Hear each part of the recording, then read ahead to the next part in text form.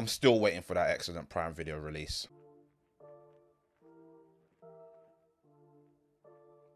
Hello everyone, welcome to the channel. Today we're going to be jumping into a Prime Video release. They don't have the best track record, so my expectations were not too high for this one. Normally I don't even bother because I cannot think of literally one movie they've released that has been of a high quality. But I figured it's a superhero movie. The Boys is probably the best thing on Prime Video, so maybe it'll be different. This is Samaritan. It was originally scheduled for like a November-December 2020 release, but because of COVID and that whole situation, it's been pushed back to August 2022. It stars Sylvester Stallone, Javon Walter, and Pilu Eshbek, who you might know as Euron Greyjoy, that old boy from Game of Thrones. As I mentioned previously, it's a superhero movie. A young boy learns that the superhero who was thought to have been missing about 25 years ago may in fact still be around.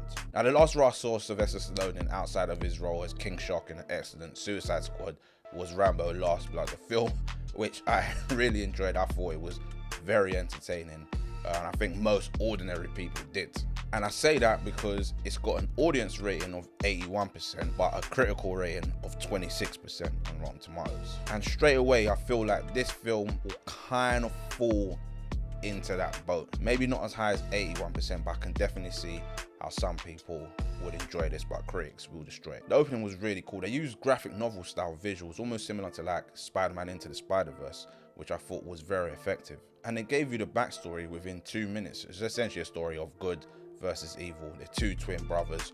One of them turns to be good, one of them is bad. So that set the film off right. I wrote in my notes, this is going to be good. Unfortunately though, that was the best part of the movie. I never got excited again as I did in that opening sequence. I generally like Stallone as an actor, and he gave an okay performance, but it was very similar to his role as Rocky Balboa in the Creed franchise. And I mean that in the sense of he's like the old dog giving advice to the young boy. At certain moments, it literally felt like Rocky had been placed in this film, but the only difference is he's got superpowers. So on one hand, I like the simplicity of the movie, but on the other hand, there was a real lack of substance. I mentioned on my last review, Day Shift, that it was a very simple movie, but it literally gave me a reason to care.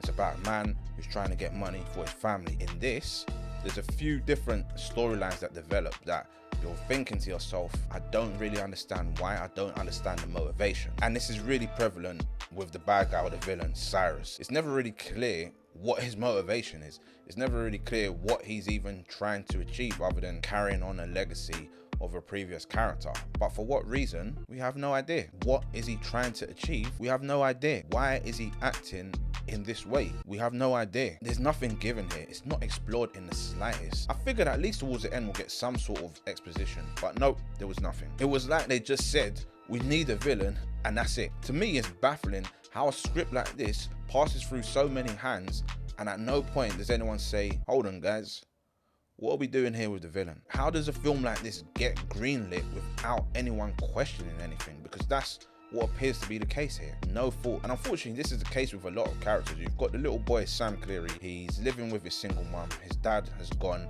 We don't really understand why. His mum appears to be broke. We don't understand why. We don't know anything about his backstory. We don't really understand the relationship between his mum. He's just into superheroes. He's fascinated with this character. But then the relationship between his character and Samaritan never really develops. They had a good opportunity to have that father and son relationship, and there's a lot they could have done with that, but nothing went into it. I really think they missed the trick here. And what's interesting is that it felt like it was trying to be a dark superhero movie, but it's got a 12A rating, which I think is a PG-13 in America. So it always felt constrained. They couldn't really take it to the extent that they wanted it to. And I don't understand why they didn't make it at least a 15 or an 18 release. That would have allowed a bit more action and violence to develop within the action scenes. They never really committed to how, say, the Suicide Squad or the Boys is.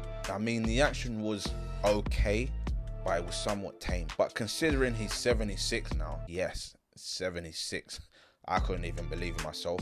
Sly, you're definitely doing good for your age, so I cannot hold that against you. It's incredibly impressive that he's even doing it at this age. And yeah, it was decent. They relied on simple, strength-based movement, but they didn't have too many jump cuts, so it was actually okay in parts. However, there were some really poor moments of CGI that took this down into TV movie territory. I think Sly's still trying to hold on to those 80s, 90s type action movies, which can still work to a certain extent. He even had a one-liner in here that is more what I'd expect Schwarzenegger to come out with and not Stallone, which did give me a little chuckle. And also, before I wrap this one up, there was a character here, Reza, who's clearly modelled after the rapper 6ix9ine, from his hair to things he was saying, the way he was acting.